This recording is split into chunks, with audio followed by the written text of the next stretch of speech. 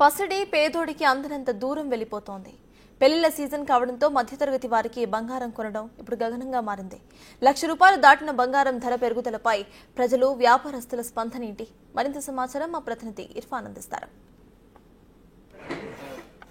బంగారం ధర అయితే 1,00,000 దాటింది. మరి 1,00,000కు చేరుగా ఉన్నటువంటి బంగారం ధరకు సంబంధించి పెద్ద చర్చనీయాంశమైంది. దీనికి సంబంధించి మనం ఒక జ్యువెలరీ షాప్లో ఉన్నాము. మరి బంగారానికి సంబంధించినటువంటి రేటు 1,00,000 దాటినటువంటి తరుణంలో ఇంటర్నేషనల్ మార్కెట్లో కూడా $3,400 ఔన్స్ పైచిలకు బంగారం ధర పలుకుతుంది. మరి దానికి సంబంధించి ఇక్కడ బంగారానికి సంబంధించినటువంటి షాప్లో ఉన్నాం. మనం షాప్లో వ్యాపారస్తులు ఉన్నారు. వారి ద్వారా కూడా ఒకసారి తెలుసుకునే ప్రయత్నం చేద్దాము.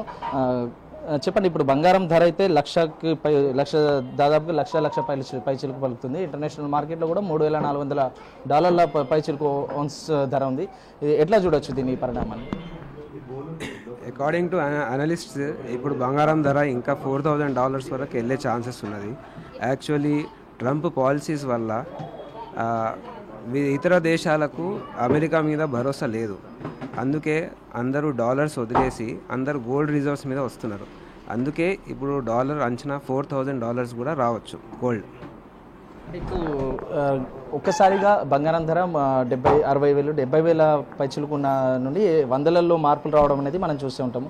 ఒక్కసారిగా ఈ తక్కువ కాలంలో అంటే ఈ మంత్ ఎండింగ్ వరకు కూడా 1,00,000 వరకు పోయే అవకాశం ఉందని చెప్పేసి అన్నారు. కానీ ఇంత త్వరగా వేలలో ఒక్కసారిగా ధర మార్పు చెందడం అనేది అంటే ఏమై ఉండొచ్చు ప్రధాన కారణం? మెయిన్ కారణం ఇంటర్నేషనల్ మార్కెట్ వల్లనే ఇది పెరిగిందండి. ఇంటర్నేషనల్ మార్కెట్స్ అంటే ఇంటర్నేషనల్ వేరే అన్ని కంట్రీస్ ఇంతకుముందు డాలర్స్ రిజర్వ్ చేసేది. కానీ ఇప్పుడు బికాజ్ ఆఫ్ ట్రంప్ పాలసీస్ వాళ్ళందరూ డాలర్ వదిలేసి అందరు గోల్డ్ రిజర్వ్ చేస్తున్నారు. బయింగ్ కెపాసిటీ ఎక్కువైంది, సప్లై అంతే ఉంది. అందుకే గోల్డ్ పెరుగుతుంది.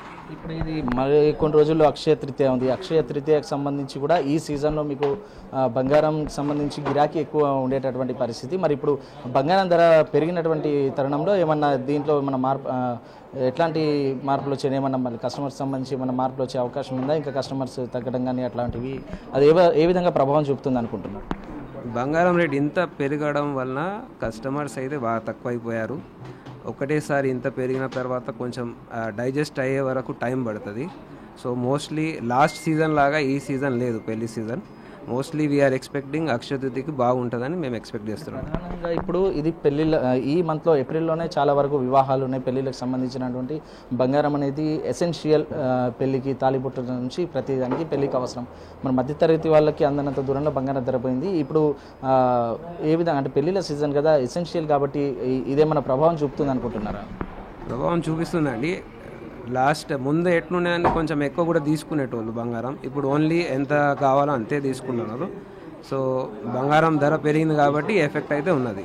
అంటే ఇప్పుడు మరింతగా పెరిగే అవకాశం ఏమైనా ఉందా? మరి ఇప్పుడు సోషల్ మీడియాలో కూడా ఒక్కసారిగా పడిపోయిన బంగారం ధరలు అంటే 50,000కి తులం అన్నట్టు ఆ రకంగా సోషల్ మీడియాలో కూడా కొన్ని వార్తలు అయితే స్ప్రెడ్ అయినాయి. అట్లాంటి తరుణంలో చాలామంది ఇంకా తగ్గితే కొందాంలే అన్న ఆ విధంగా వెయిట్ చేసినటువంటి సందర్భం ఉన్నది. ఎట్లాంటి అంటే ఇంకా ఏమైనా తగ్గే అవకాశం ఉందా లేదా ఇంకా పెరిగే అవకాశం ఉందా? ఇట్లా ఏ రేట్ ప్రకారం ఉన్నప్పుడు కొంటే బాగుంటుంది అనుకుంటున్నారు? 99% బంగారం రేట్ ఇంకా తగ్గే ఛాన్సెస్ తక్కువ. ఎంతన్నా తక్కువ అయితే మ్యాక్సిమం 85,000 వరకు పోవచ్చు. దానికన్నా తక్కువ బంగారం తక్కువ అయ్యే ధర ఛాన్సెస్ తక్కువ ఉన్నాయండి. మధ్యతరగతి ప్రజలకు అయితే అందుబాటులో ఉండనటువంటి పరిస్థితి ఉంది. రాబోయే రోజుల్లో మరింత ధరలు పెడితే బంగారం కొనలేనటువంటి పరిస్థితి ఉందని చెప్పి ఇక్కడ కొనుగోదారులు కూడా చెప్తున్నటువంటి పరిస్థితి.